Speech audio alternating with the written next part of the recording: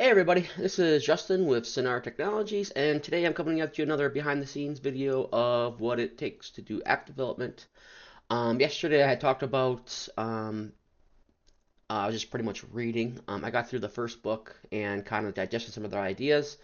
And today I'm going for some of the easy wins that they discussed in the books. One of the concepts he discussed in the book is warm outreaches, and essentially warm outreaches are people you know and agreed to have contact. And then it got my brain thinking. I'm like, oh, I got this huge contact list because originally I was out of Madison and I did work there. And I had hundreds of contacts who previously did business with me while I was there, and I exported that list because I knew I probably would need it later. And I saved that at my computer. Luckily, I did because I did use it. One of the tools I use to quickly get the information I need and quickly uh, parse out the information I didn't need is AI, right? So, one, I created the outreach email and I formatted the way I want. I was kind of trying to kill two birds with one stone. I talked about one, Sonar Technologies,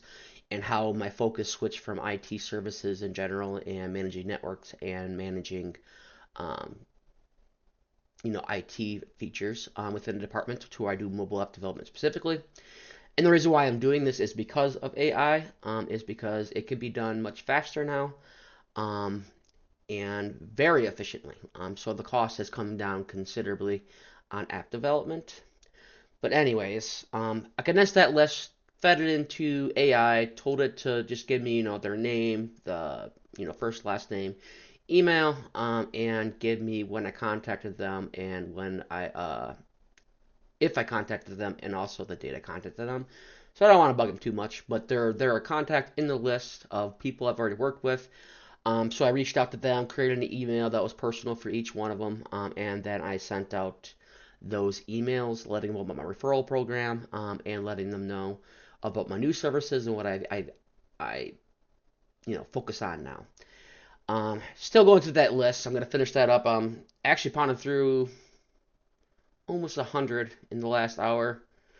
Um, and so that went smoother and faster than I thought it was gonna take. And I'm gonna finish up that list sometime today. And I'm also gonna try to get a new feedback form for PumpPal itself. I want to know, the ones that are using, what's the reason. I'm gonna go through. I'm kind of outlining what I'm gonna be asking them uh, here, probably in the middle of the screen here on the side. I want to know what device they're on. I want to know, are they currently using the app, yes or no, and what stopped them. If they did, it's going to be like a drop down list. They stopped working out. It's like probably the main reason why. Most people drop off pretty quick for that reason. Technical issues, things of that nature. I want to know which features they like, and then I want to gather also what we can do to improve. And this is like kind of like what I always talked about with AI. You start with your thoughts, and then you feed it into the AI itself. So I'm gonna tell it, I want these to be um, drop down list options. Some of them are gonna have an action that if they say yes or no, I'll have like a box that pops up and then be like, hey, what's the reason? And I'm still thinking on some stuff, but I wanted to pound out those warm outreaches. Once again, if you read something and it gives you knowledge, if you're not using the knowledge, I mean, what's the point of it? Um, of doing that. So I'm giving it a test run, and it actually shows some data already that some people reacted to it. They already went to my website. They already one person checked out my app because I kind of pitched both of my, obviously I do app development, Sonar Technologies, and I wanted to hit them with that more because they've already bought my IT services in the past. So, I mean, that's going to be them. I wanted to thank them for being a customer and let them know that, well, what I do now, because they might need that service, either, know someone that knows that service or uh, might need the services themselves. So that was the goal of that one. I'm going to finish that up. I'm going to start on a feedback survey, and I'm going to try to do this monthly. I'm going to automate this. First, I'm going to get it up and running, and then I'm going to use MailChimp to then, blast everyone that's downloaded the app. Um, Figure out the ones. This is the goal here is to figure out, well, why the ones that did download it no longer use it, is essentially what I'm going for to get some feedback on it. Because who knows? I mean, I might not know that like, maybe like a certain device. It's usually more specific to Android devices where there's issues because they have so many flavors of devices, whereas iOS is pretty standard. Even if you get a newer model, you're going to be on a certain updated version. Everything pretty much looks the same on it, and so they do have that going for them. I always say in iOS land that what they do well, they do really well.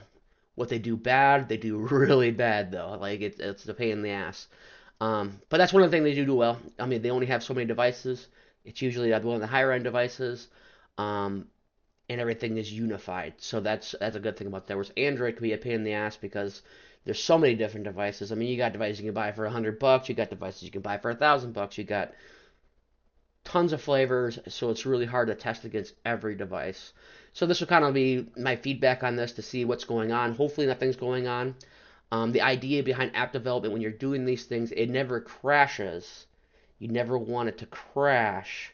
You want it, the idea behind when you're doing those things, you're programming it to,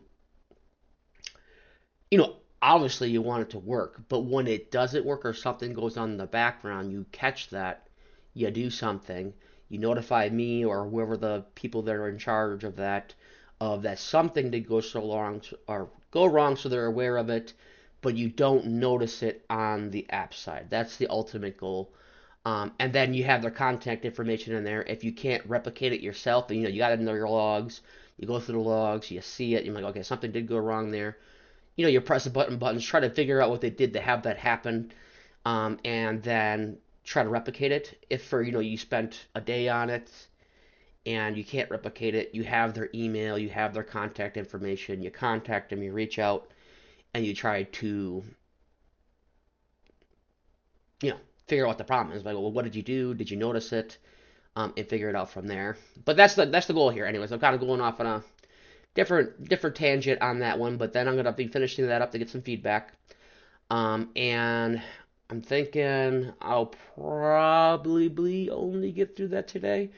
Hopefully I do. If I do, I'm gonna just chill for an hour probably and read the next book and try to figure out information on that. But that's what I'm working on today. If you guys are looking for any app development, let me know. You're getting a guy with 15 years experience building apps. Things are much faster now with current AI. I can get things done, and I can also get things done right much faster. It's like almost a third of the time it previously would have taken to get things done. Otherwise, you all have a good day, and I will talk to you tomorrow with my next update. Actually, no, I have off tomorrow and Sunday, so it'll be Monday. You'll get an updated video about what I'm doing next, and you all have a good day.